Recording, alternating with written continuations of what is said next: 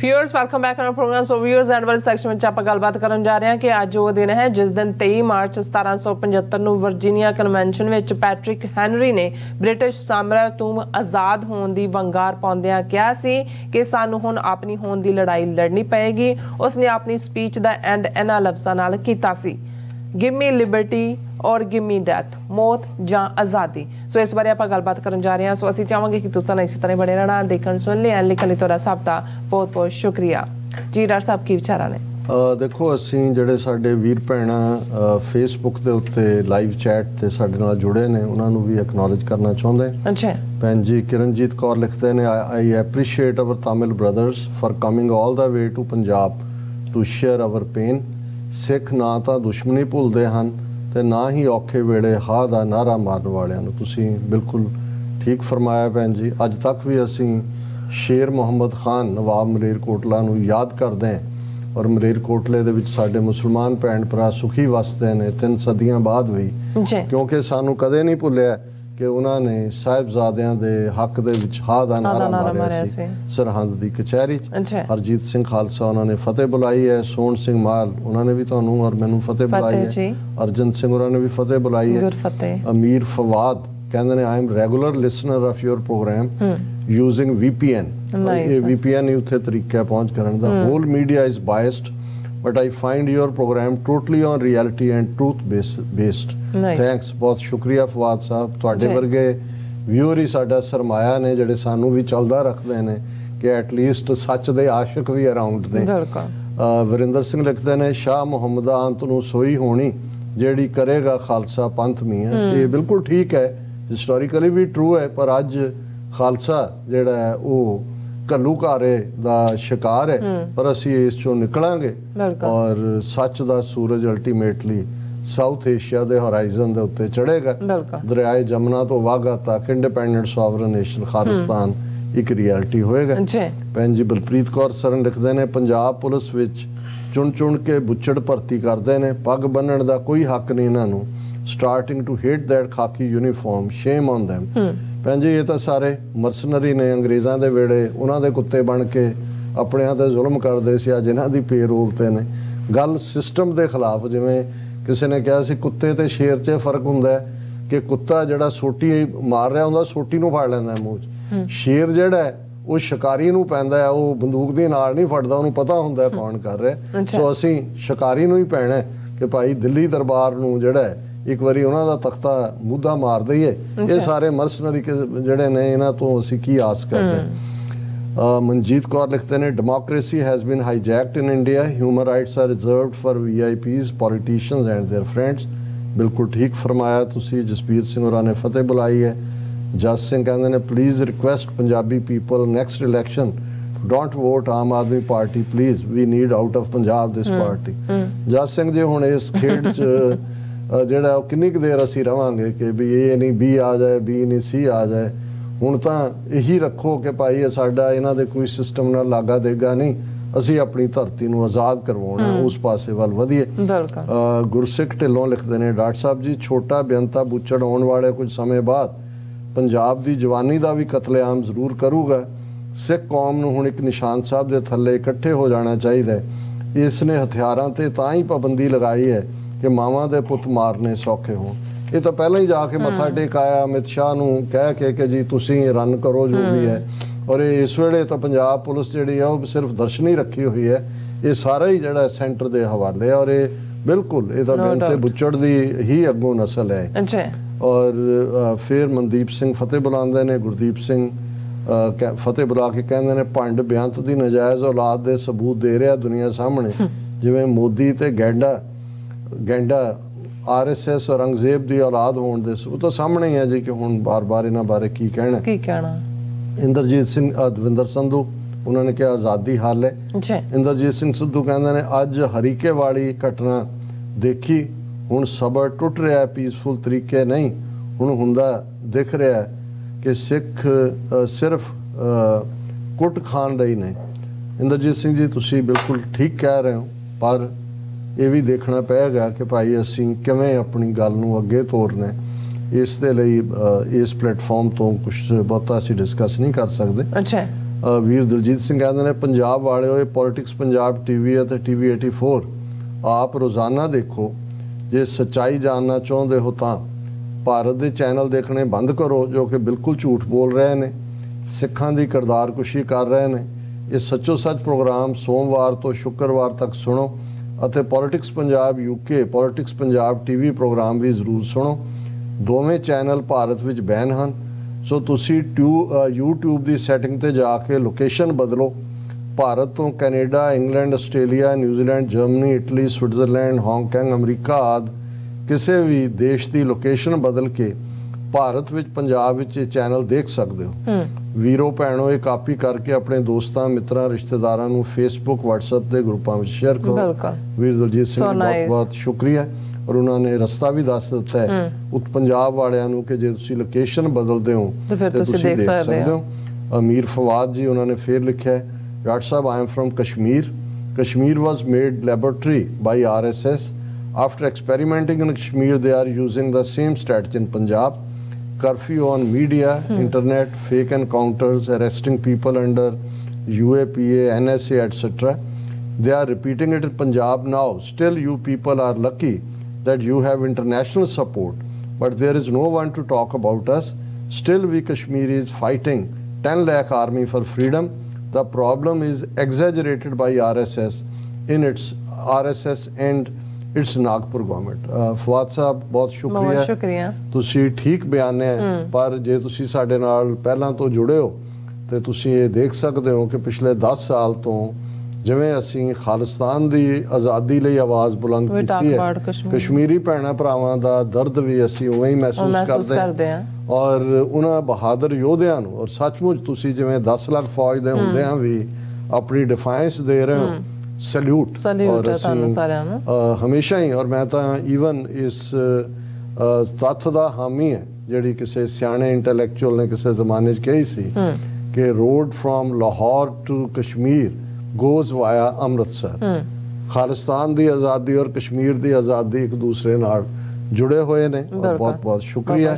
ਸੋਹਣ ਸਿੰਘ ਮਾਹਿਰ ਉਹਨਾਂ ਨੇ ਫਤਿਹ ਬੁਲਾਈ ਹੈ, ਦੀਪ ਸਿੰਘ ਔਰ ਮੁਹੰਮਦ ਜਾਵੇਦ ਉਹਨਾਂ ਨੇ ਲਿਖਿਆ ਪੰਜਾਬ ਦਾ ਹੱਲ। ਖਾਲਿਸਤਾਨ ਬਹੁਤ ਬਹੁਤ ਸ਼ੁਕਰੀਆ। ਅੱਜ 23 ਮਾਰਚ ਬੜਾ ਅਹਿਮ ਦਿਨ ਸੀ। ਅਸੀਂ ਜ਼ਿਕਰ ਕੀਤਾ ਲਾਹੌਰ ਡੈਕਲੇਰੇਸ਼ਨ ਕਾਇਦੇ ਆਜ਼ਮ ਦੀ।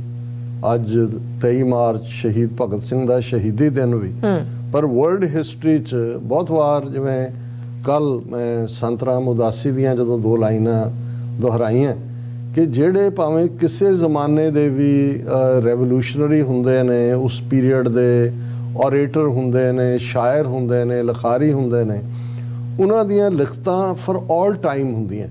ਕਿਉਂਕਿ ਜਦੋਂ ਵੀ ਕੋਈ ਕਿਸੇ ਥਾਂ ਦੇ ਉੱਤੇ ਕੋਈ ਲਹਿਰ ਖਲੋਂਦੀ ਹੈ, ਉਹਨਾਂ ਦੇ ਉਹੀ ਅਲਫਾਜ਼ ਹੁੰਦੇ ਨੇ ਜੋ ਉਹਨਾਂ ਨੇ ਸਲੇਵਰੀ ਨੂੰ ਖਤਮ ਕਰਨ ਲਈ ਦਿੱਤੇ ਹੁੰਦੇ ਨੇ। ਤੇ ਜ਼ੁਲਮ ਕਰਨ ਵਾਲੀਆਂ ਹਕੂਮਤਾਂ ਦੇ ਵੀ ਨਾਂ ਬਦਲਦੇ ਨੇ, ਉਹਨਾਂ ਦੇ ਤੌਰ ਤਰੀਕੇ ਤਾਂ ਉਹੀ ਹੁੰਦੇ ਨੇ। ਜਿਵੇਂ ਅਕਸਰ ਜਦੋਂ ਮੈਂ ਮਿਲਾਨ ਕੁੰਦਰਾ ਨੂੰ ਦੀ ਕੋਟ ਇਸਤੇਮਾਲ ਕਰਦਾ ਫ੍ਰੀਲੈਂਸਰ ਦੀ, ਜਦੋਂ ਉਹਨੇ ਕਿਹਾ ਕਿ the first step towards liquidation of a people is to destroy its books, its culture, its history. Then have somebody to write new books, invent new culture, create new history.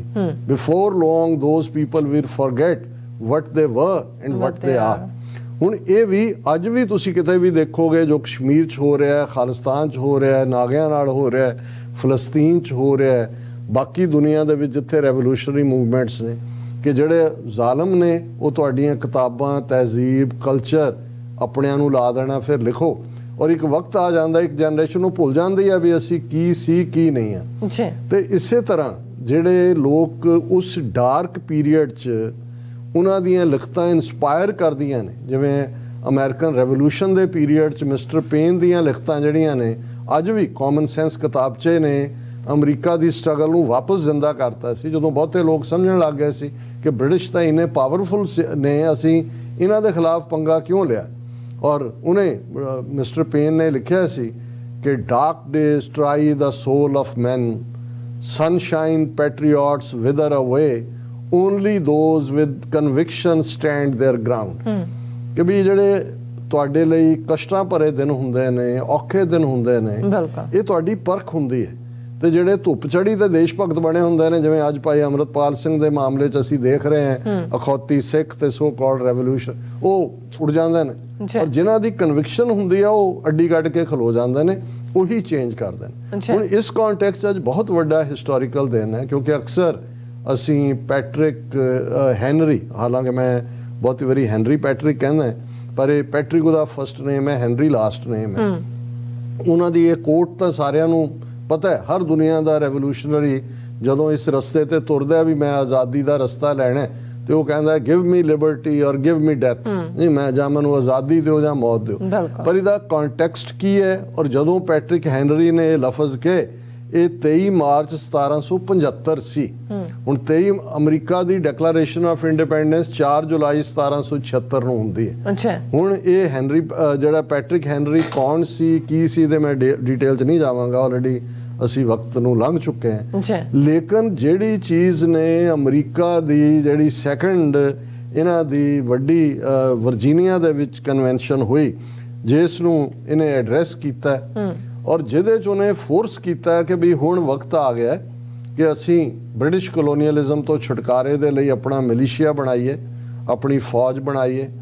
ਅਸੀਂ ਕਿੰਨੀ ਕੁ ਦੇਰ ਇਹ, ਔਰ ਉਦੋਂ ਬੋਸਟਨ ਦਾ ਸ਼ੁਰੂ ਹੋ ਚੁੱਕਾ ਸੀ, ਜਿਹਨੂੰ ਟੀ ਪਾਰਟੀ ਕਹਿੰਦੇ ਸੀ, ਔਰ ਇਹ ਸਾਰਾ ਅਜੇ ਜੰਗ ਸ਼ੁਰੂ ਨਹੀਂ ਸੀ ਹੋਈ, ਅਜੇ ਡੈਕਲੇਰੇਸ਼ਨ ਆਫ ਇੰਡੀਪੈਂਡੈਂਸ ਵੀ ਨਹੀਂ। ਉਸ ਤੋਂ ਲਗਭਗ 1 ਸਾਲ ਪਹਿਲਾਂ ਪੈਟਰਿਕ ਹੈਨਰੀ ਜਦੋਂ ਵਰਜੀਨੀਆ ਕਨਵੈਨਸ਼ਨ ਨੂੰ ਡੈਲੀਗੇਟ ਸੈਸ਼ਨ ਨੂੰ ਐਡਰੈਸ ਕਰ ਰਿਹਾ, ਤੇ ਮੈਂ ਉਹੀ 2 ਪੈਰਾਗ੍ਰਾਫ ਉਹਨਾਂ ਦੇ ਸਪੀਚ ਦੇ ਸ਼ੇਅਰ ਕਰਾਂਗਾ, ਜਿਹੜੇ ਕਿ ਅੱਜ ਵੀ, ਔਰ ਮੈਂ ਕਿਉਂਕਿ ਅਸੀਂ ਸਾਡੀ ਕੌਮ ਜਿਸ ਦੌਰ 'ਚੋਂ ਗੁਜ਼ਰ ਰਹੀ ਹੈ, ਉਹਨਾਂ ਨੂੰ ਲੋੜ ਹੈ ਇਹਨਾਂ ਲਫ਼ਜ਼ਾਂ ਦੀ। ਬੇਸ਼ੱਕ ਸਾਡੀ ਆਪਣੀ ਹਿਸਟਰੀ ਦੇ ਵਿੱਚ ਬਹੁਤ ਕੁਝ ਪਿਆ ਹੈ, ਪਰ ਕਈ ਵਾਰ ਜਿਹੜੇ ਕੋਈ ਅਲਫਾਜ਼ ਹੁੰਦੇ ਨੇ ਉਹ ਮੋਟੀਵੇਟਿੰਗ ਹੁੰਦੇ ਨੇ।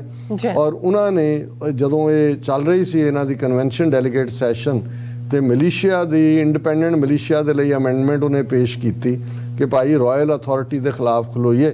ਔਰ ਮਾਰਚ 23 ਨੂੰ ਉਹਨੇ ਜਿਹੜੀਆਂ ਅਮੈਂਡਮੈਂਟਸ ਪੇਸ਼ ਕੀਤੀਆਂ ਸੀ ਉਹਨਾਂ ਨੂੰ ਉਹਨੇ ਡਿਫੈਂਡ ਕੀਤਾ। ਔਰ ਜਿਹੜੇ ਉਹਨਾਂ ਨੇ ਲਫ਼ਜ਼ ਕਹੇ, ਉਹ ਮੈਂ ਐਗਜ਼ੈਕਟਲੀ ਉਹਨੂੰ ਕਹਿੰਦਾ ਹੈ, if we were base enough to desire it, it is now too late to retire from the contest. There is no retreat but in submission and slavery. Our chains are forged. Their clanking may be heard on the plains of Boston. The war is inevitable and let it come. I repeat it, sir, let it come. ਹੁਣ ਇਹ ਕਹਿ ਰਿਹਾ ਕਿ ਵੀ ਜੇ ਸਾਡੀ ਚਾਹਨਾ ਹੈ ਤੇ ਅੱਜ ਜੋ ਹੋ ਰਿਹਾ, ਹੁਣ ਅਸੀਂ ਜੋ ਸਾਡਾ ਟਕਰਾਅ ਹੋਣ ਜਾ ਰਿਹਾ ਉਸ ਤੋਂ ਅਸੀਂ ਭੱਜ ਨਹੀਂ ਸਕਦੇ। ਹੁਣ ਕੋਈ ਪਿੱਛੇ ਦਾ ਰਾਹ ਨਹੀਂ ਹੈ। ਹਾਂ, ਇੱਕ ਰਸਤਾ ਹੈ ਕਿ ਅਸੀਂ ਸਲੇਵਰੀ ਨੂੰ ਕਬੂਲ ਕਰ ਲਈਏ ਤੇ ਸਬਮਿਟ ਕਰ ਦਈਏ ਆਪਣਾ, ਹੋਰ ਕੋਈ ਰਸਤਾ ਨਹੀਂ। ਆਵਰ ਚੇਨਸ ਆਰ ਫੋਰਸ, ਸਾਡੇ ਜੰਜੀਰਾਂ 'ਚ ਅਸੀਂ ਜਕੜੇ ਹੋਏ ਹਾਂ, ਉਹਨਾਂ ਜੰਜੀਰਾਂ ਦੀ ਆਵਾਜ਼ ਸਾਡੇ ਕੰਨਾਂ 'ਚ ਪੈ ਰਹੀ ਹੈ। ਦੇਰ ਕਲੈਂਕਿੰਗ, ਉਹ ਪਲੇਨਸ ਆਫ ਬੋਸਟਨ, ਕਿਉਂਕਿ ਬੋਸਟਨ 'ਚ ਇਹ ਸ਼ੁਰੂਆਤ ਹੋਈ ਜਦੋਂ ਇਹਨਾਂ ਨੇ ਟੈਕਸ ਲਾਇਆ ਤਾਂ ਉਹਨਾਂ ਨੇ ਚਾਹ ਦੀਆਂ ਜਿਹੜੀਆਂ ਪੇਟੀਆਂ ਸੀ ਸਮੁੰਦਰ ਦੇ ਵਿੱਚ ਸੁੱਟੀਆਂ ਰੈਵੋਲੂਸ਼ਨਰੀਜ਼ ਨੇ। Our chains are forge, their clanking may be heard on the plains of Boston, the war is inevitable, ਕਿ ਹੁਣ ਜੰਗ ਹੋਣੀ ਹੈ। ਐਂਡ ਲੈਟ ਇਟ ਕਮ, ਆ ਲੈਣ ਦਿਓ ਫਿਰ। I repeated sir, let it come. ਫਿਰ ਉਹਨੇ ਕਿਹਾ, it is in vain sir to extenuate the matter, ਕਿ ਉਹਨੂੰ ਐਵੇਂ ਅੱਗੇ ਲਮਕਾਈ ਜਾਣ ਦਾ ਕੋਈ ਫਾਇਦਾ ਨਹੀਂ। Gentleman may cry peace, peace but there is no peace. ਕਹਿੰਦਾ ਇਹਦੇ 'ਚ ਵੀ ਕਨਵੈਨਸ਼ਨ 'ਚ ਸਾਡੇ ਸ਼ਰੀਫ ਜਿਹੜੇ ਨੇ ਉਹ ਕਹਿਣਗੇ ਨਾ ਨਾ ਨਾ ਨਾ, ਟਕਰਾ ਨਹੀਂ, ਅਮਨ ਅਮਨ ਅਮਨ। ਉਹਨੇ ਕਿਹਾ no, the war is actually begun, already ਜੰਗ ਜਿਹੜੀ ਹੈ ਸ਼ੁਰੂ ਹੋ ਗਈ ਹੈ। The next gale that sweeps from the north will bring to our ears the clash of resounding arms, ਕਿ ਅਗਲੀ ਜਿਹੜੀ ਆਵਾਜ਼ ਸਾਨੂੰ ਸੁਣੇਗੀ, ਹਥਿਆਰ ਖੜਕਣਗੇ, ਉਹਦੀ ਆਵਾਜ਼ ਆ ਰਹੀ ਹੈ। our brethren are already in the field, why stand we here idle? already ਸਾਡੇ ਭਰਾ ਬੋਸਟਨ ਔਰ ਦੂਜੇ ਖਲੋਤੇ ਨੇ, ਅਸੀਂ ਕਿਉਂ ਵਿਹਲੇ ਬੈਠੀਏ? ਔਰ what is it the gentleman wish, what is it that gentleman, ਇਹ ਜਿਹੜੇ ਪੀਸ ਕਰ ਰਹੇ ਨੇ, ਇਹ ਕੀ ਚਾਹੁੰਦੇ ਨੇ? what would they have? ਇਹਨਾਂ ਨੂੰ ਕੀ ਮਿਲੇਗਾ?